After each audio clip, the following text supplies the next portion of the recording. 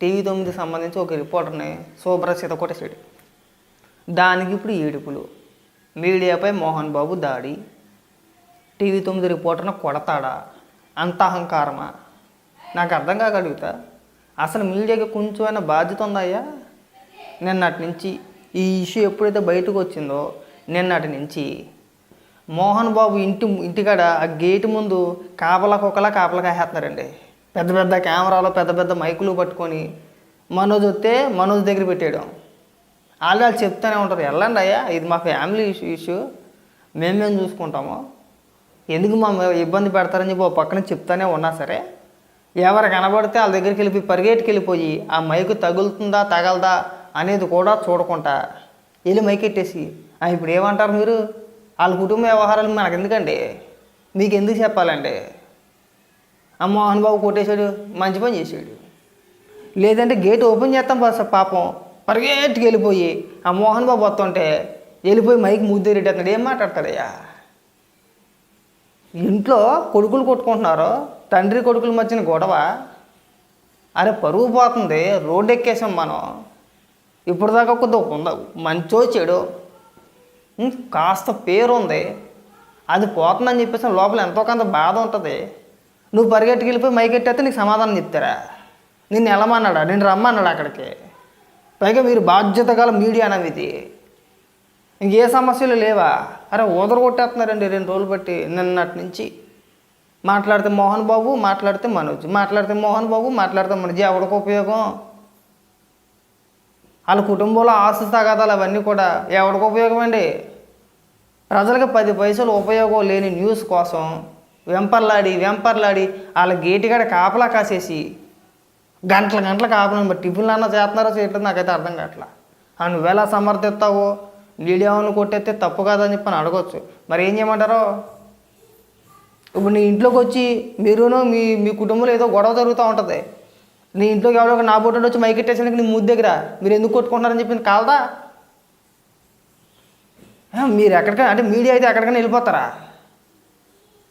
ఎవరిదైనా సరే ఏదైనా వాడు అంటే సెలబ్రిటీలకు సంబంధించి ఏదైనా ఒక వార్త వస్తే రుద్ది మోహన్ బాబు అలాగా, మంచు మనోజ్ ఎలాగా సంచలన వీడియో బయట పెట్టిన పని మనిషి.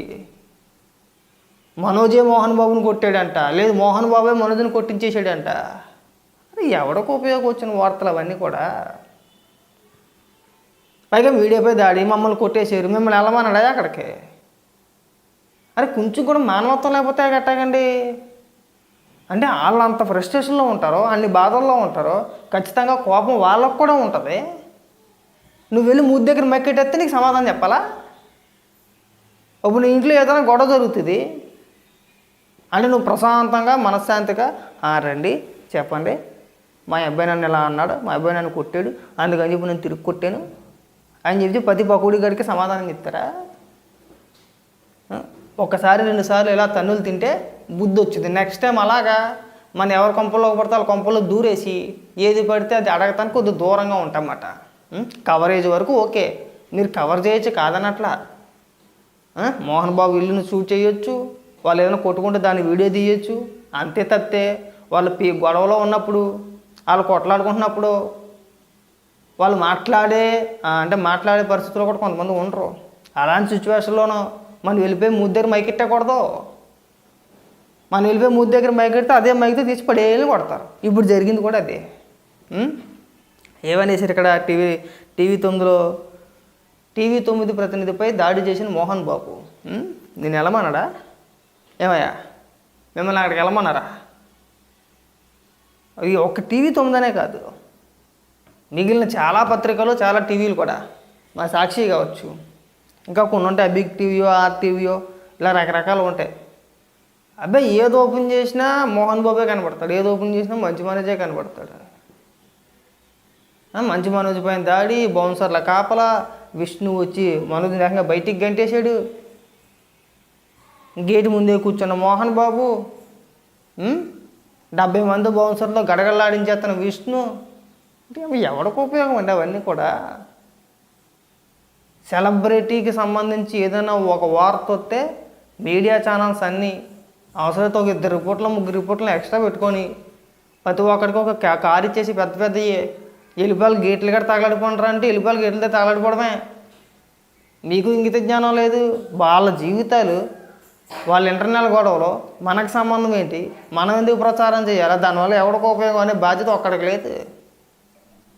వార్త దొరికితే సరిపోద్ది, సందు దొరికితే సరిపోద్ది. మోహన్ బాబు అలాగా, మంచు మనోజ్ అలాగా, చిరంజీవి అలాగా, బాలకృష్ణ అలాగా, నాగబాబు అలాగా. ఇది అన్నీ ఇక్కడ మనం డిసైడ్ చేసేయడమే, ఇక నువ్వు రాసేయడమే.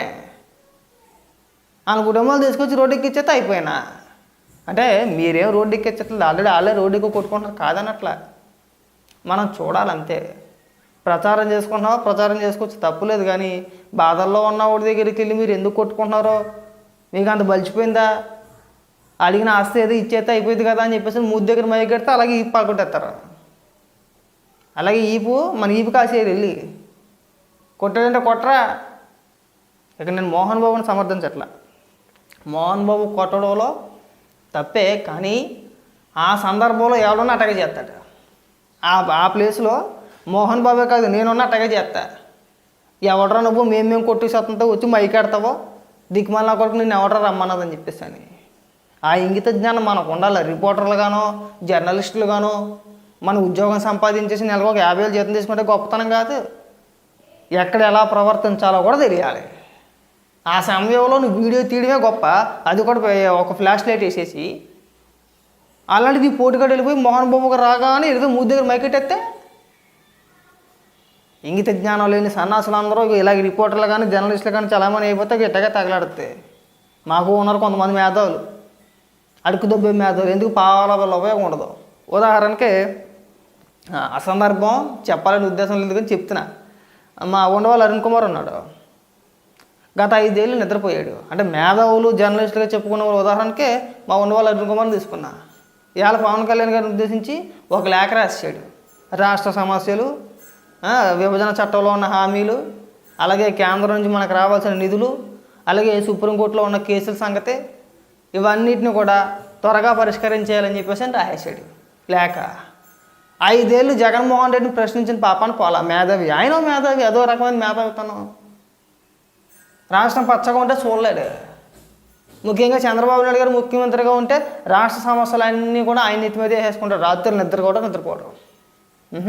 రేపు పొద్దున్న చంద్రబాబు నాయుడు గారికి ఏ లేఖ రాయాలా, పవన్ కళ్యాణ్ గారికి ఏ లేఖ రాయాలా, ఎవరిని ఏ విధంగా విమర్శించేయాలా, లేదంటే ఏదైనా మందుబాట్లు ఉంటే ఆ మందుబాట్లు పెట్టుకుని వెళ్ళిపోయి దీని రేట్ 20 రూపాయలు, తయారయ్యేది 12 రూపాయలు, చంద్రబాబు నాయుడు గారు తినేసి ఇంత అని చెప్పాలా. ఎంతసేపు ఇదే ఆలోచన.